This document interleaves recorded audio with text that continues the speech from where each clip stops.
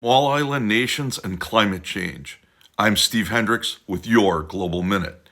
I was the interim mission director for the U.S. Agency for International Development's Eastern Caribbean program, covering 16 countries in the Eastern Caribbean. So I have skin in the game when I tell you that small island nations, like those in the Caribbean and the Pacific, face severe threats from climate change. Rising sea levels are particularly concerning. In the Pacific, the island nation of Tuvalu is experiencing sea level rise at an average rate of 4 millimeters per year. This is about twice the global average, and it leads to coastal erosion, impacts fresh water supplies due to saltwater intrusion.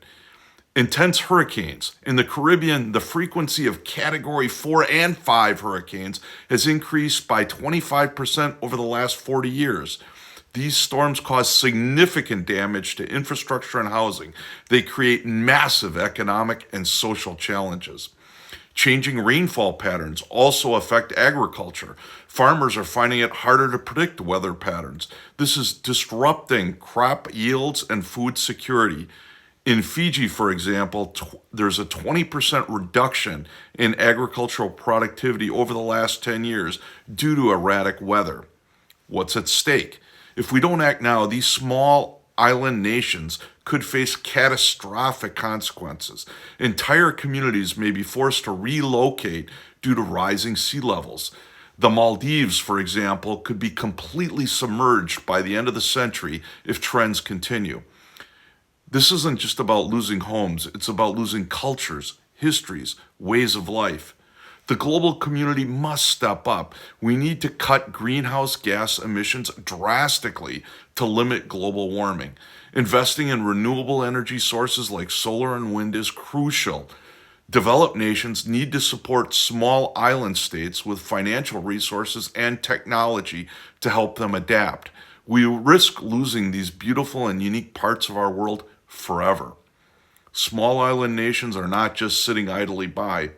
Many are investing in renewable energy like solar and wind to reduce reliance on fossil fuels. For example, the Marshall Islands aim to generate 100% of their electricity from renewable sources by 2050. Additionally, governments are implementing coastal protection measures to defend against erosion and rising seas. On the international stage, small island nations are also pushing for greater climate action. The Alliance of Small Island States, a coalition of 44 island and coastal countries, advocates for the interests of these nations in international climate negotiations. They were instrumental in the adoption of the Paris Agreement, which aims to limit global temperature rise to well below 2 degrees Celsius. Small island nations are on the front lines. Their experiences highlight the urgent need for global action. Please like, share, favorite, comment, follow, and subscribe. Make your voice known. I'm Steve Hendrix with your Global Minute.